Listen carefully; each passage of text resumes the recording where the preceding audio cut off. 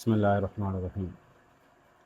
Doctor علی شریعتی وہ شیعت کو بعض دفعہ دو قسموں میں تقسیم کرتے ہیں، سیاہ شیعت اور سرخ شیعت۔ ایک اور بھی تقسیم ہے ان کے پاس کہ صفوی شیعت اور علوی شیعت۔ تو کیا کہنا چاہتے ہیں ڈاکٹر شریعتی صاحب؟ نوجوانوں میں بہت مقبول ہیں، ان کی کتابیں بڑی دلچسپ ہوتی ہیں، ہم نے بھی بہت پڑھی ہیں، لیکن کچھ چیزوں میں ہم چاہ رہے ہیں کہ کچھ غلط فہمیوں کا ازالہ ہو ڈاکٹر شریعتی کے بارے میں۔ بڑے اچھے مفکر تھے، اچھے پڑھے لکھے انسان تھے، درد دل رکھنے والے تھے، ہمیں ان کی نیت پہ کوئی شک نہیں ہے۔ ہم یہ نہیں کہتے کہ وہ کسی کے اشارے پہ آئے تھے، وہ کسی کے ایجنٹ بن کے آئے تھے، لیکن کچھ چیزیں ایسی ہیں جو انہوں نے غلط کہی ہیں، جن سے ہمیں اختلاف ہے۔ ہم یہ کہہ سکتے ہیں کہ کچھ چیزیں ایسی ہیں جو انہوں نے سمجھی نہیں ہیں، کچھ چیزوں میں ان کو بہت زیادہ غلط فہمی ہوئی ہے، اس وجہ سے وہ ہم دیکھتے ہیں کہ کافی حد تک تو وہ جذباتی ہوتے ہیں۔ آپ دیکھیں گے تو ان کی باتوں میں دلیل سے زیادہ جذبات ہوتی ہے، اور نوجوان جذبات سے زیادہ اٹریکٹ ہوتا ہے، اور اسی چیز کو ڈاکٹر علی شریعتی لے کر چلتے ہیں۔ اب ہم بات کریں گے کہ سیاہ شیعت کیا ہے، سرخ شیعت کیا ہے، وہ کس چیز کو سیاہ شیعت کہہ رہے ہیں اور کس چیز کو سرخ شیعت کہہ رہے ہیں، کس کو وہ علوی شیعت کہتے ہیں، کس کو وہ صفوی شیعت کہتے ہیں۔ مطلب پہلے ہم یہ بات کریں گے کہ صفوی شیعت میں کیا مسئلہ ہے۔ صفوی ایک حکومت تھی جس کو محقق کرکی نے ولایت فقیہ کے ذریعے سے جواز شرعی بخشا تھا۔ ٹھیک ہے، ہمارے شیعہ علماء کی اکثریت ولایت فقیہ کو نہیں مانتی، لیکن وہ حکومت تو تھی۔ اور پھر علامہ مجلسی رحمہ اللہ کی پوری زندگی کی تحقیقات، جس میں سب سے بڑی ان کی کتاب بحار الانوار، وہ صفوی حکومت کی معاونت سے ترتیب پائی تھی، حکومتی وسائل استعمال ہوئے تھے اس میں۔ تو صفوی میں بھی تو کوئی ایسی بات نظر نہیں آ رہی کہ خود علامہ مجلسی جو ولایت فقیہ کے قائل نہیں ہیں مگر اس حکومت کے وسائل استعمال کر رہے ہیں، تو جو ہے کیوں بلا وجہ میں وہ صفوی حکومت کو بطور ایک تانا پیش کرتے ہیں۔ لیکن یہاں پہ صفوی حکومت کو وہ بطور تانا اس لیے نہیں پیش کر رہے کہ وہ ولایت فقیہ کو نہیں مانتے، نہیں، بات یہ نہیں ہے۔ بات یہ ہے کہ اس دور میں عزاداری کو بہت بڑا اسپیس ملا، کھل کر لوگوں نے عزاداری کی، کیونکہ اس سے پہلے جتنی بھی حکومتیں پہلے گزری ہیں وہ سب شیعہ کٹر مخالف حکومتیں تھیں۔ یہ پہلی حکومت تھی تاریخ اسلام میں جس کی سربراہی شیعہ عقیدے کی طرف مائل حکمران کر رہے تھے، یا کہیں کہ وہ شیعہ تھے، یہ ایک الگ سے تاریخی بحث ہے۔ تو وہ عزاداری کی وجہ سے میں جب دیکھتا ہوں کہ ڈاکٹر شریعتی کا زیادہ جو مسئلہ ہوتا ہے، وہ عزاداری ان کو بعض دفعہ چبھ رہی ہوتی ہے، یہ ان کی غلط فہمی ہے۔ وہ یہ سمجھتے ہیں کہ عزاداری کرتے کرتے لوگ بس ایک چلتے ایک پیٹرن کی طرف چل پڑتے ہیں، ان میں کوئی شعور نہیں ہوتا کہ ان کے ارد گرد کیا ہو رہا ہے، وہ یہ نہیں سمجھتے کہ معاشرے کو کیسے بہتر کرنا ہے، وہ یہ نہیں سمجھتے کہ آج وہ کس دور میں ہیں اور اب آگے کیسے بہتری کرنی ہے اور آگے کیسے بڑھنا ہے۔ میں سب سے پہلے جو میں نے عرض کیا تھا کہ ڈاکٹر علی شریعتی صاحب، میرے زبان میں بار بار شیخ آ رہا ہے کیونکہ کافی حد تک شیخ مرتضیٰ مطہری پہلے ان کے قریب سمجھے جاتے تھے، بعد میں انہوں نے بھی جو ہے وہ اعتراضات کیے تھے، نقد کیے تھے ڈاکٹر شریعتی کے اوپر۔ میں یہ سمجھتا ہوں کہ ڈاکٹر شریعتی نے سب سے پہلے سیرت ائمہ اہل بیت علیہ السلام کی مکمل مطالعہ نہیں کیا۔ یہ صاف ظاہر ہوتا ہے، صاف واضح ہوتا ہے ان کی کتابوں سے۔ وہ زیادہ سے زیادہ جناب ابو ذر کو کوٹ کرتے ہیں اور امام حسین علیہ السلام کی کربلا میں شہادت کو کوٹ کرتے ہیں، باقی وہ امام علیہ السلام کی جنگوں والی زندگی کو کوٹ کرتے ہیں، اور آدھی سے زیادہ زندگی امیر المومنین کی ڈاکٹر شریعتی کے مطالعے سے یکسر اوجھل ہے، وہ وہاں تک پہنچے ہی نہیں ہیں۔ حالانکہ اس موضوع پہ ہم پہلے ویڈیو بنا چکے ہیں 2 امیر المومنین کی سیرت کے اوپر، اور مزید بھی گنجائش ہے، اس میں ہم زیادہ طور پہ ایسے پہلوؤں کا احاطہ کرنے کی کوشش کر رہے ہیں جو ہمارے عام مومنین کی نظروں سے اوجھل ہے۔ کیا کرتے ہیں ڈاکٹر شریعتی؟ وہ سب سے زیادہ ابو ذر کو، کیونکہ حضرت ابو ذر نے اپنے دور کی حکومتوں کے خلاف آواز اٹھائی، تو وہ کہتے ہیں کہ بس سب کو ایسا ہونا چاہیے۔ حالانکہ ترتیب صحابہ میں جو شیعوں کی نقل ہوتی ہے، اس میں حضرت سلمان رضی اللہ عنہ پہلے نمبر پہ آتے ہیں، دوسرے نمبر پہ حضرت ابو ذر آتے ہیں، تیسرے نمبر پہ حضرت مقداد آتے ہیں۔ اس کے بعد شیعوں میں جو صحابہ کی فضیلت یہ ترتیب ہے وہ نہیں ہے، پھر اس کے بعد کہتے ہیں کہ معلوم نہیں ہے۔ وہ حضرت سلمان کو کوڈ نہیں کرتے، وہ حضرت مقداد کو بھی کوڈ نہیں کر رہا ہے، بلکہ میں کہتا ہوں کہ امیر المومنین کو بھی مکمل طور پہ وہ کوڈ نہیں کر رہے۔ وہ ان کو زیادہ نوٹس امیر المومنین کی پوری زندگی کا وہ نوٹس ہی نہیں لے رہے، چند چیزوں کو وہ اپنے سامنے رکھ کے بیٹھتے ہیں۔ آپ آئیں کہ امیر المومنین نے 25 سال جو زندگی کے گزارے بڑی مصالحت سے گزارے، کیونکہ ان کا سب سے زیادہ جو بڑا ایک وار ہوتا ہے وہ یہ ہوتا ہے کہ آپ موجودہ حکومتوں سے مصالحت کرتے ہو، آپ حکمرانوں سے ساز باز کرتے ہو اور آپ ان کے ساتھ تعلقات ہموار کرتے ہو، نہیں، آپ ان سے لڑو اور ان کو ہٹاؤ اور آپ آ کے بیٹھ جاؤ، پھر آپ چلاؤ۔ ٹھیک ہے، لیکن ہم یہ دیکھیں گے کہ ہمیں اپنی رہنماؤں کی سیرت سے کیا سیرت ملتی ہے، کیا سبق ملتا ہے۔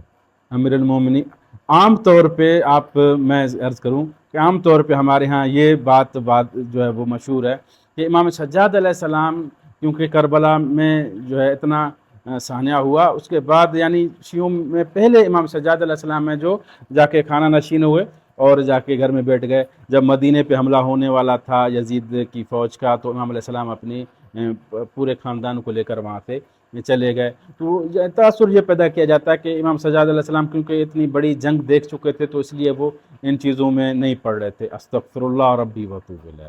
نہ امام سجاد علیہ السلام ڈرے تھے، نعوذ باللہ، نہ امام سجاد علیہ السلام تھکے تھے۔ وہ خدا کے امام تھے، خدا کی طرف سے امام تھے، وہ خدا کے خلیفۃ اللہ تھے زمین پر، رسول اللہ صلی اللہ علیہ وآلہ وسلم کے جانشین تھے۔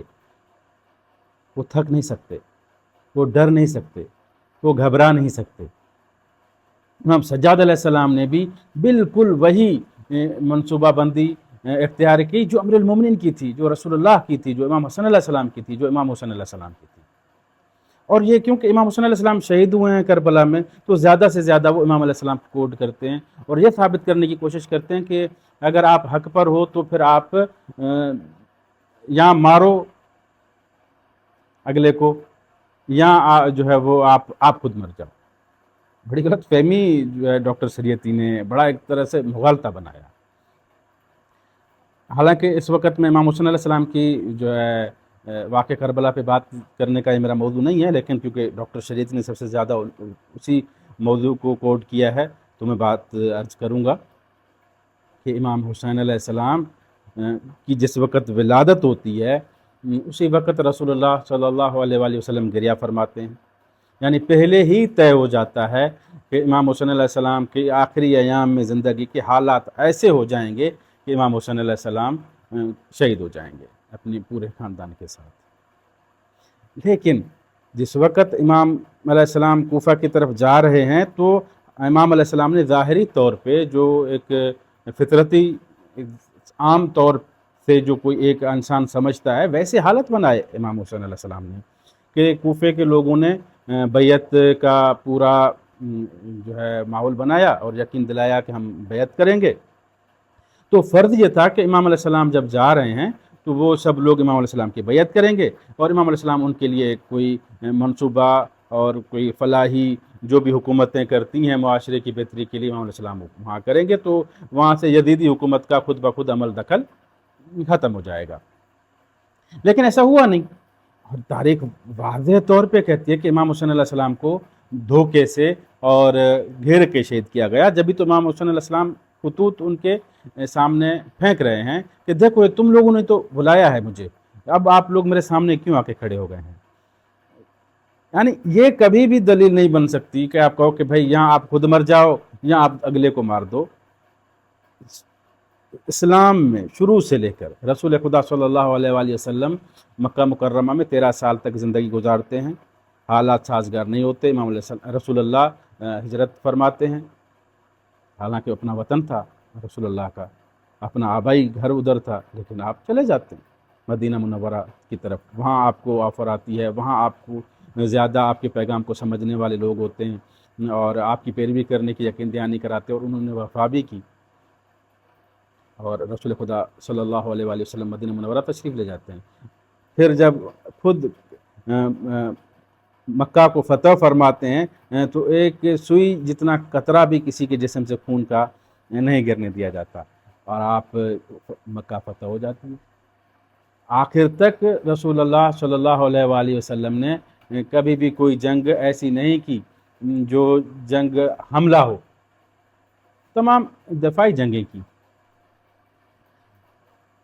یہ رسول اللہ کی سیرت ہے۔ امیر المومنین کی جب باری آتی ہے اور امیر المومنین سے کہا کہ ہم آپ کی کسی چیز کو نہیں لیتے، آپ کی جو بھی خوبیاں ہیں ہم آپ سے استفادہ نہیں کرتے، کہا ٹھیک ہے۔ تو امیر المومنین اپنی فلاحی کاموں میں لگ گئے اپنی زندگی کے، اور آج تک جتنے بھی شیعہ فرقے ہیں، آغا خانی ہوں، بوری ہوں یا دوسرے، آپ دیکھتے ہو کہ ان میں ایک کامن چیز ہے تمام شیعوں میں، وہ کیا ہے؟ امیر المومنین نے 25 سال میں کیا کیا تھا؟ امیر المومنین کے اوقاف مشہور ہو گئے تھے۔ امیر المومنین بڑی بڑی جو ہے وہ پبلک کی خدمت کے لیے جگہیں بناتے، زمینیں آباد کرتے، اور ان کو کنویں کھودتے اور ان کو وقف کر دیتے لوگوں کے لیے۔ تو یہ دیکھ رہے ہیں آپ، آج تک شیعوں میں یہ چیز ہے۔ باقی آپ کو جہاں تک عزادار امام حسین علیہ السلام پسند نہیں آ رہا، تو یہ آپ کی بڑی غلط فہمی ہے، بہت بڑی غلط فہمی ہے، کیونکہ عزادار اس معاشرے کے لیے جتنا بڑا مفید ہے، فائدہ مند ہے، اور معاشرے کے لیے جتنا کارگر ثابت ہے، اتنا کوئی انسان نہیں ہے۔ آپ دیکھو تو صحیح، آپ کربلا میں دیکھتے ہیں مشی جب ہوتی ہے تو عزاداری ہوتا ہے نا جو خدمت کر رہا ہے، اور یہاں پر بھی پورے پاکستان میں کاروبار کتنا ہوتا ہے امام حسین علیہ السلام کی جو ہے محرم الحرام میں، کتنا کاروباری کماتے ہیں، یہ کون کر رہا ہے؟ عزادار کر رہے ہیں۔ عزادار اگر آپ جو ایک ٹھٹھے اور مذاق اور جو توہین کرتے ہیں، اس کے علاوہ ایمانداری کے ساتھ آپ عزاداران امام حسین علیہ السلام کا آپ ڈیٹا جمع کریں، آپ دیکھیں گے کہ معاشرے میں اگر کوئی انسان بہترین ہے تو امام حسین علیہ السلام کا عزادار ہے، وہ فلاحی کام کرتا ہے، وہ عزاداری کرتا ہے۔ اور پھر آپ یہ کہتے ہو کہ امام حسین علیہ السلام کے غم منانے سے کیا ہوتا ہے؟ امام حسین علیہ السلام کی سیرت پہ چلیں، تو کیا ہے امام حسین علیہ السلام کی سیرت؟ کیا ہے امام حسین علیہ السلام کی سیرت؟ کہ یا مرو یا مارو۔ آپ کیا سمجھتے ہیں کہ امام زمان علیہ السلام ہمارے عجل اللہ تعالیٰ فرجہ شریف، ان کے پاس ہماری روایات میں کتنی طاقت بیان ہوئی ہے کہ کوئی امام علیہ السلام کے سامنے آ کے ٹک نہیں سکے گا۔ پھر امام علیہ السلام آئے نا، دور کریں اور ماریں سب کو، کیوں دور نہیں فرماتے؟ آپ کے خیال میں آپ زیادہ دانشور ہیں، آپ زیادہ سمجھ رہے ہیں، ایسی بات ہو تو امام علیہ السلام آئیں اور سب کو مار دیں، جتنے چند ہزار اربوں انسانوں میں سے چند ہزار لوگ جو امام علیہ السلام کو ماننے والے ہوں، ان کو جو ہے وہ اپنے ساتھ بٹھا کے پھر دوبارہ آغاز کریں۔ ایسا کیوں نہیں ہو رہا؟ یہ سب اس لیے وجہ سے ہو رہا ہے کہ آپ سمجھ نہیں رہے ہیں بات کو۔ مقصد مارنا اور مرنا نہیں ہے، مقصد اصلاح کرنا ہے، سمجھانا ہے۔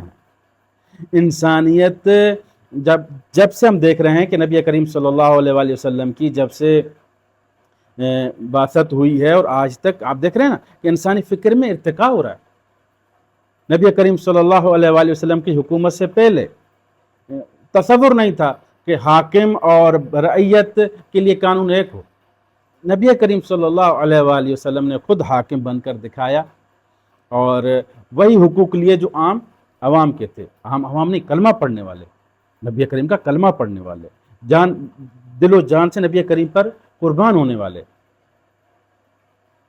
لیکن اس کے باوجود نبی کریم نے اپنے لیے کوئی الگ سے مراعات نہیں لی، تو یہ دنیا کے لیے ایک بہت بڑا میسیج آیا ہے، اس کے بعد بہت بڑا فرق آیا ہے۔ اب جو دنیا میں جتنی بھی حکومتیں قائم ہوں، مسلمان بدقسمتی سے اس حکومت سے محروم ہیں جس کا تصور خود مسلمانوں کے نبی نے دیا تھا، آج تک محروم ہے۔ وہ جو بھی حکومتیں چلیں، جو بھی خلافتیں بنی عباس، بنی امیہ، یا دوسری بھی اس کے بعد کیا ہوا؟ یہاں پر ایک بات جو ہے دلچسپ ہے کہ کربلا کی شہادت کے بعد 3 حکومتیں محبت اہل بیت کے نعرے اور دعوے پر قائم ہوئی ہیں۔ پہلی حکومت بنی زبیر کی ہے، دوسری مختار کی ہے، تیسری بنی عباس کی ہے۔ آپ دیکھو اس میں کسی امام کا کتنا کردار ہے۔ امیر مختار سے شیعوں کی بڑی جو عقیدت ہے، محبت ہے، لیکن اس کے باوجود شیعہ کتابوں میں کوئی ایسی جو مووی بنائی ہے وہ تو امیر مختار سے عقیدت رکھنے والوں نے بنائی ہے، وہ بھی کہیں سے بھی کوئی ایسی روایت نہیں لا سکے جو مووی میں دکھائیں کہ امام سجاد علیہ السلام نے امیر مختار کو اجازت دیو کہ تم جاؤ اور حکومت بناؤ اور لوگوں کو مارو ہے۔ آخر میں محمد بن حنفیہ تک کے ہاتھ سے بھی کوئی جو ہے وہ تحریر نہیں دکھا سکے۔ وہ عبد الرحمن کہتے ہیں کہ وہ پھر جب مووی میں جس طرح دکھاتے ہیں کہ امام علیہ السلام کے جناب محمد بن حنفیہ کے پاس وہ آ کر پوچھتے ہیں تو بھی وہاں پہ محمد بن حنفیہ یہ نہیں کہتے کہ میں نے بھیجا ہے، وہ کہتے ہیں کہ امام حسین علیہ السلام کے خون کا قصاص ہر مسلمان کا شرعی فریضہ ہے، جس میں استطاعت ہے، جس میں قدرت ہے وہ لے۔ امام صادق علیہ السلام کے زمانے میں محمد جو تھے حضرت زید نے قیام کیا۔ امام علیہ السلام نے ان کی سچی نیت کی وجہ سے ان کا ذکر ہوتا تھا تو امام علیہ السلام رحمہ اللہ ان کے لیے کہتے تھے، لیکن اپنے شیعوں کو ان کی حمایت کی کبھی اجازت نہیں دی کہ ان کے ساتھ جا کے لڑیں۔ یہ تاریخ میں ثابت ہے، یہ شیعہ ائمہ علیہ السلام کی سیرت جو بھی پڑھتے ہیں ان کو سب کو پتہ ہے۔ مختار کے لیے جب ائمہ علیہ السلام کے سامنے ذکر ہوتا تھا تو ائمہ علیہ السلام ان پر جو ہے وہ رحمہ اللہ کی دعا کرتے تھے۔ مطلب اگر کوئی خلوص دل سے اپنی قربانی دینے کے لیے جاتا ہے تو ٹھیک ہے، آپ اس کو برا نہیں کہہ سکتے کہ غلط کر رہا ہے، صحیح ہے نا، لیکن یہ نہیں کہ آپ یا مرو یا مارو والی پوزیشن میں آ جائیں۔ دیکھیں نا کہ اب ائمہ علیہ السلام کی بات ہوئی، آپ مجھے جناب سلمان جن کے بارے میں رسول اللہ صلی اللہ علیہ وآلہ وسلم نے فرمایا سلمان منا اہل البیت، حضرت سلمان علیہ السلام کا کوئی ایسا انقلابی قدم دکھائیں جو ڈاکٹر شریعتی صاحب تقاضا کرتے ہیں؟ کچھ نہیں۔ جو ان کے ہیرو صحابی ہیں حضرت ابو ذر رضی اللہ عنہ، ان کو جب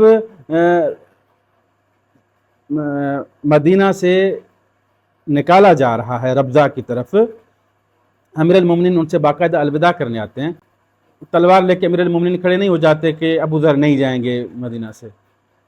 مطلب ایک ابو ذر کو بچانے کے لیے 10 ابو ذر قربان امیر المومنین کرنے والے نہیں تھے، کیونکہ حالات ایسے تھے کہ اگر امیر المومنین کھڑے ہو جاتے تو جنگ ہوتی، حکومت کے ساتھ جنگ ہوتی تو تلواریں نکلتی تو ظاہر ہے کہ کوئی زخمی ہوتا، کسی کی شہادت ہوتی، حالات جہاں تک پہنچ جاتے۔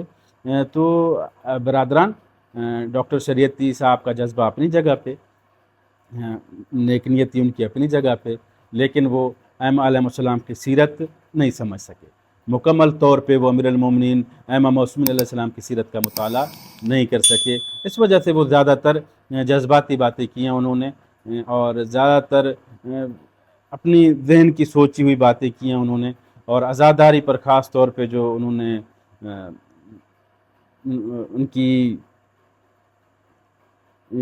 ان کا جو عزاداروں کے بارے میں جو ان کی جو فکر رہی وہ قابل اعتراض ہے، وہ مناسب نہیں ہے، کیونکہ کوئی بھی غیر متعصب انسان اگر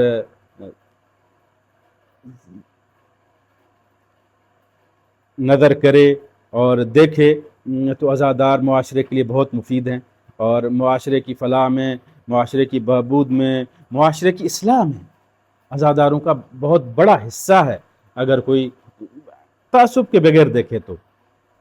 پھر میں یہ نہیں کہنا چاہوں گا، میں ان باتوں میں نہیں جاؤں گا کہ فلاں نے یوں کیا، فلاں نے یوں کیا، شخصی نہیں، مجموعی طور پہ اگر دیکھا جائے تو پوری دنیا میں جہاں بھی عزادار رہتے ہیں ان کے اوپر ان کے کردار، وہ ظلم میں کہیں شریک نہیں ہوتے اجتماعی طور پہ، اور الحمدللہ غیر مسلم ممالک میں بھی جو شیعہ عزادار رہتے ہیں ان کی رپوٹیشن بڑی اچھی ہوتی ہے، وہ معاشرے میں بڑے اچھے طریقے سے کوآپریٹ کرتے ہیں۔ تو یہ اس عزاداری کی ہی مرہون منت ہے، یہ عزاداری ہی ان کی تربیت کر رہی ہے، جن کو یہ نعوذ باللہ سیاشیت کہتے ہیں ڈاکٹر شریعتی۔ اللہ تعالیٰ ان کو اور ہم کو اپنی رحمت میں جگہ دے۔ صلی اللہ علی محمد و آل محمد۔